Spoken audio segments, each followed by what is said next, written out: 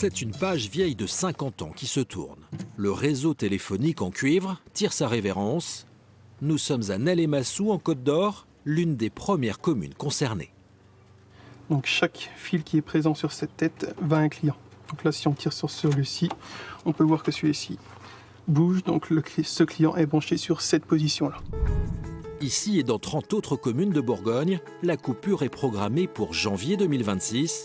Les fermetures s'échelonneront partout en France jusqu'en 2030. Le cuivre sera récupéré et recyclé, comme ici dans les Ardennes. La fibre, posée dans le village en 2019, prendra alors totalement le relais. Le réseau fibre est plus de 10 fois plus performant que le réseau cuivre. Plus de rapidité, moins d'attente. Il faut savoir que le réseau cuivre consomme 2 à 3 fois plus au niveau de l'électricité que le réseau fibre. C'est une économie qui n'est pas négligeable. La disparition du réseau cuivre, une nouvelle bien accueillie par le maire. Ils ont remis la fibre avec le câble en bas, là, qui rejoint justement le branchement de la mairie. Si une partie de tous ces petits fils qui se baladent à droite à gauche disparaissent, c'est déjà pas mal. Je pense que ça ne va pas pénaliser beaucoup de monde. Parce que franchement, quelqu'un qui s'installe aujourd'hui ici, sachant qu'il y a la fibre, il demande la fibre. Il ne va pas demander un raccordement en ligne cuivre. Mais des questions subsistent. J'écoute mes messages. Christiane a 76 ans et ses habitudes.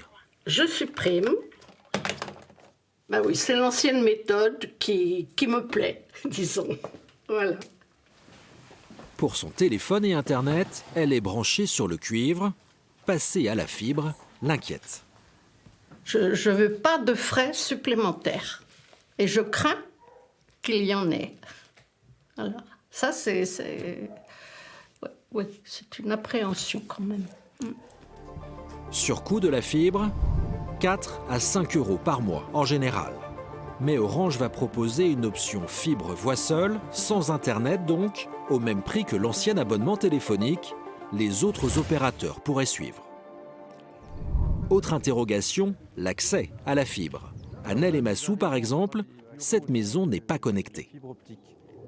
Le chemin sur lequel nous sommes n'est pas desservi par la fibre optique, donc les habitations qui sont de ce côté-ci ne peuvent être alimentées qu'en retirant des câbles depuis le centre du village. Il faut qu'ils traversent la cour en privé de l'autre côté, c'est pas simple, c'est des travaux conséquents quand même. C'est une inquiétude, oui, qu'il y ait certaines personnes comme ça qui n'aient pas de solution, quoi, quand même. Interrogation sur les tarifs et sur la faisabilité de certaines connexions. Le département de Côte d'Or, comme d'autres, réclame à Orange le report du démantèlement du cuivre. C'est surtout trop rapide. Mais pourquoi se fixer des échéances tout de suite? Finissons le déploiement de la fibre, organisons la continuité du service, et après, quand tout ça, ça sera fait, faisons tranquillement, enlevons le cuivre là partout, et en s'assurant à coup sûr que tout le monde puisse avoir un minimum de services. Chez Orange, en revanche, l'objectif reste 2030. Même sans connexion fibre, des solutions existent, selon l'opérateur. Ce sera peut-être du satellite, ce sera peut-être de la 4G, peut-être de la 5G à terme. Enfin voilà, il y aura une solution. Ce qu'il faut savoir, c'est qu'on ne pourra pas couper ou arrêter, faire un arrêt du cuivre si des gens sont sans solution. La fin du cuivre a sonné. Ney-les-Massous a encore 2 ans pour s'y préparer.